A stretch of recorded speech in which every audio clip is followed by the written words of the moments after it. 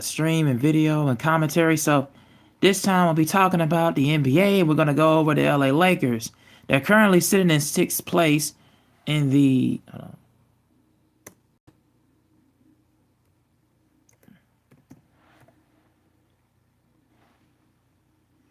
They're currently sitting sixth place in the NBA standings at 25-16, 31 games into the season in the Western Conference in the NBA, and they're sixth place in the Western Conference, 24-15. Excuse me.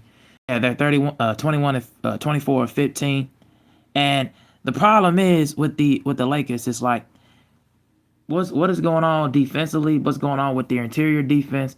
What's going on with the lack of support that apparently that I'm feeling and I'm seeing with their roster? Does Luka Doncic need more help? Does Luka Doncic need more help? And what about LeBron James? How come he's not on the help interior defense? Like, what's going on? They don't really have that kind of stamina, and they pretty much they lost yesterday. I believe that was to the. Hold on, let me get it real quick. Not yesterday. Yeah, they lost to the Charlotte Hornets. They lost to the Charlotte Hornets 135-117.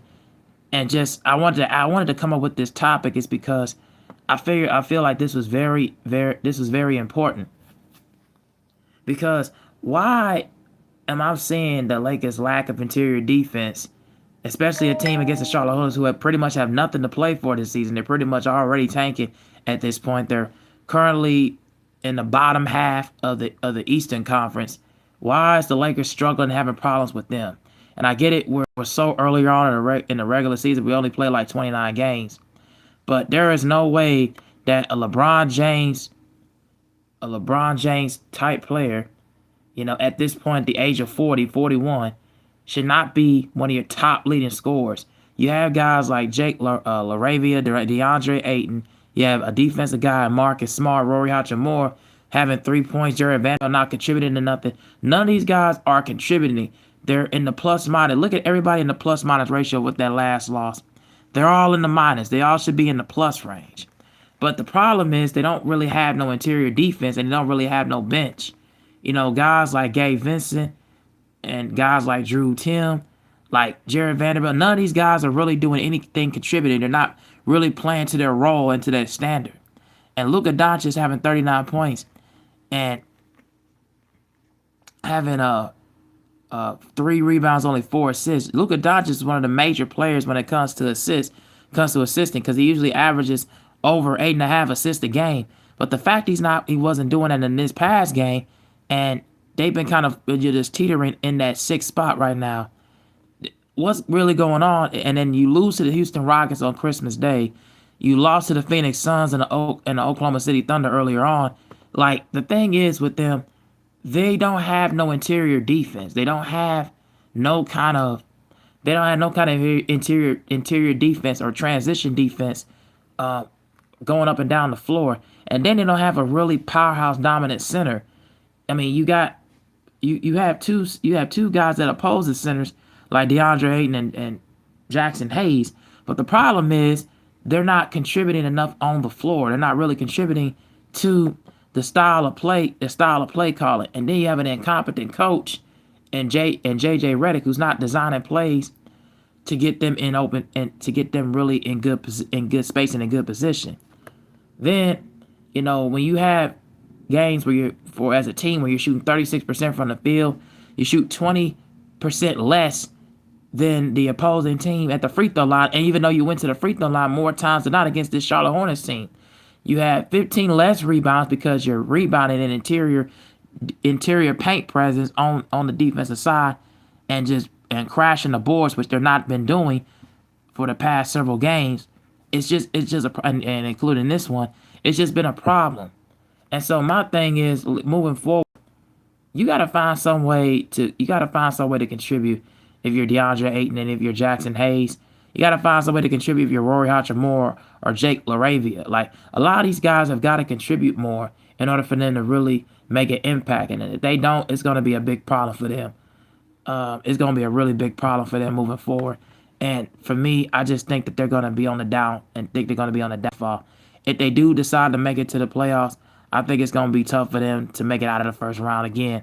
So, and LeBron James really needs to get on out of there and retire at this point because he's getting too old to really stay with these younger guys out there, especially from guys in San Antonio and OKC. And then, of course, the Denver Nuggets. The Denver Nuggets, I will talk about them later on today. They've been playing well without Nikola Jokic. I'll talk about that later on, and I will tell you why is that the case. Because I got some really good information on that. But with the Lakers, let me just let me go look up something real quick. All right, hold on.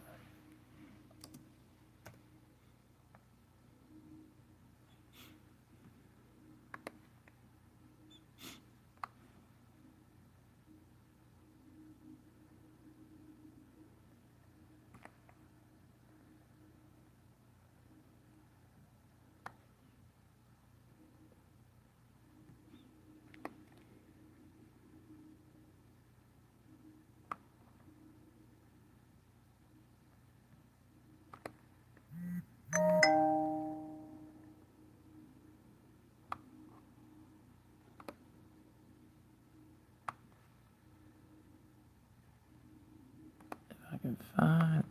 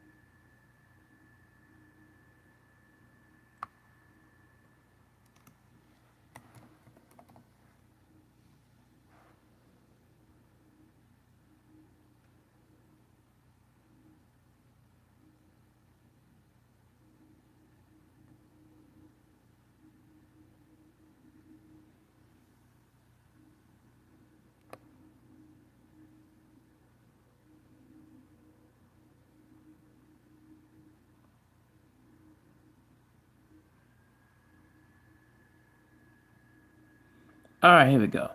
So that's I was trying to look for. There was some trade rumors that I heard about. Now 3 weeks away. Oh, here it goes. The Lakers trade rumors on the bargain NBA deadline deals, which players could be moved. 3 weeks away from the NBA trade deadline on February the 5th, the Lakers aren't necessarily looking to make a big splash as they seek ways to upgrade. Are looking to make a big splash as they seek ways to upgrade their roster. Per ESPN's Tim and Brian Windhorst, one general manager for the Western Conference team, explained that the Lakers could be on the bargain shopping leading up to the trade deadline. They're going for bargain deals, and they might be able to find if they're willing to take on long-term money, the GM said, but they'll probably need to make sure that the player is a good fit for Luka to justify it. The Lakers do have the expiring contracts of Rory Hachimura, Gabe Vincent, and Maxi Cleaver to include in the deal, but the trio together is making $40.8 million this season, so that could help build a package and a good trade offer comes along. There are other factors that need to be considered for the Lakers front office beyond just needing to make immediate help. Bontemps and Windhorst noted that they're trying to do two timeline thing by maximizing possibly the final year of LeBron James' career, or at least potentially his final season in Los Angeles, while not doing anything that hinders the long-term ability to help build around Luka Doncic.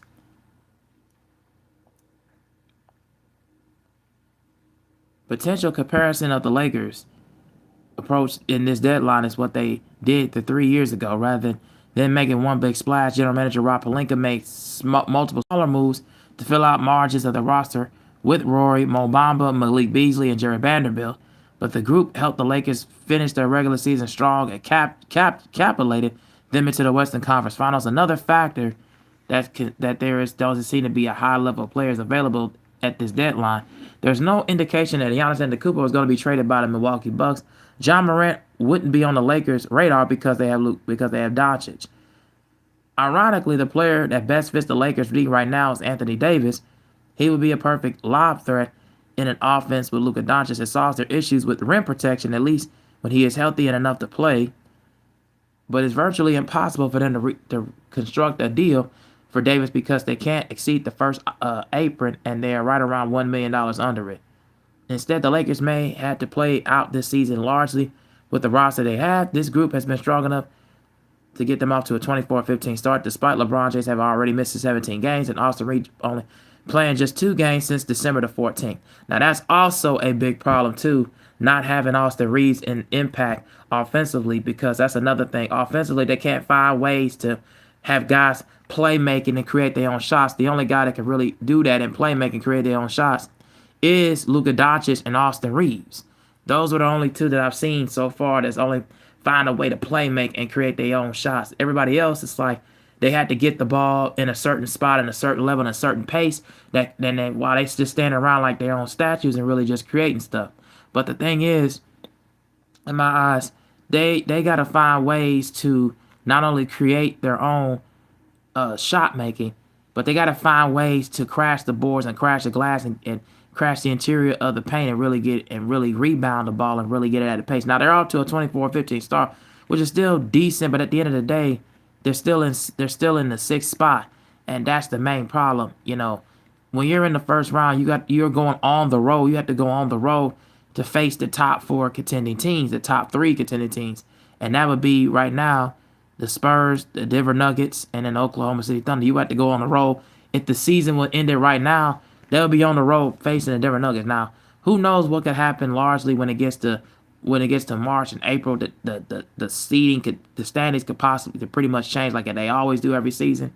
But at the end of the day, if they fall in this category, they would have to be going on the road, and that's a big problem versus last year and previously. They always had their home playoff games, and that would be the main thing that would be a concern for me if I was the Lakers at this point, knowing that you need to make a big roster move. You got $40.8 million, inquiring with Maxi Kleber, Mo Bamba, and Max and Roy Hachimura.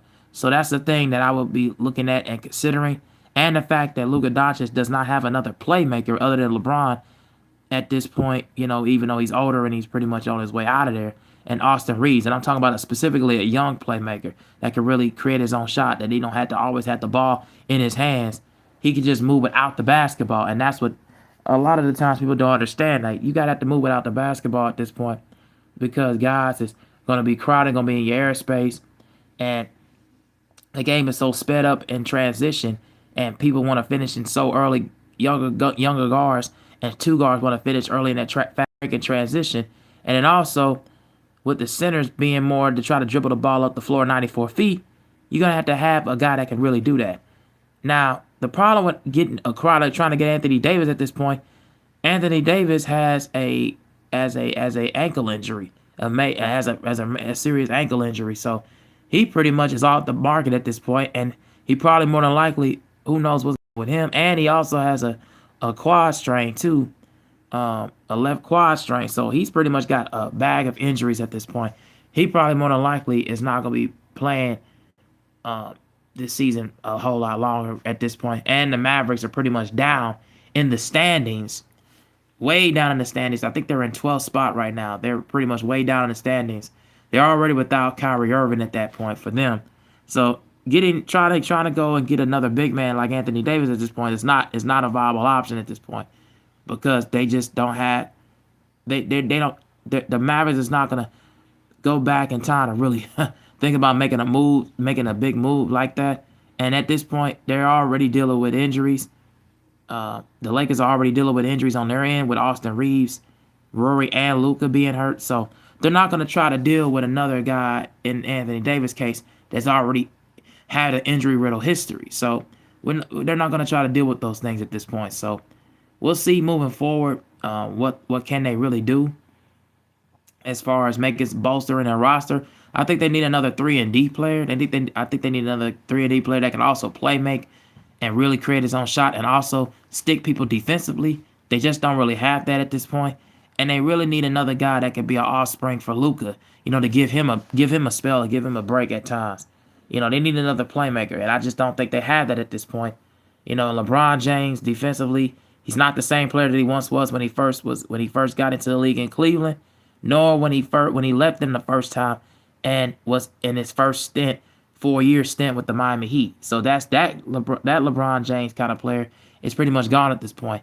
And it's not ever going to come back and get another ring at this point. But that I just believe, to me, they need another star playmaker that can really create their own shot, and they really need to improve their transition defense, their interior defense and their transition defense, because they've been one of the slower teams getting back on the outer and the inside of perimeter. Like, they're one of the worst teams in transition defense in the entire NBA, and that's a problem. That's an absolute problem, and they got to fix that pretty soon. Otherwise, they're gonna be pretty much down behind the 8 ball at this point, man. And I don't really see, I don't really see what people was thinking about them picking them earlier on in the game. And I feel like they've been playing like just a bunch of individual players, just a bunch of individual stars. There's no team chemistry. There's no unity. There's no like really big time person that could really stand out in front of them at this point. But we'll see how they're gonna go moving forward. The All-Star break is gonna be coming up, wait a little bit after the trade deadline, you know, in the middle point of February. So we'll see if they, after that or before the trade deadline or even right in the midst of it, they'll start to make some moves. And if not, we'll see what they're gonna do moving forward with keeping the roster that they have at this point. But yeah, that's all I got to say about this one. Tell me what you guys think down in the comment section below. Just want to come up with some more content today. So I want to thank you guys for liking. And for those who are watching, thank you. I appreciate that. And I'm out.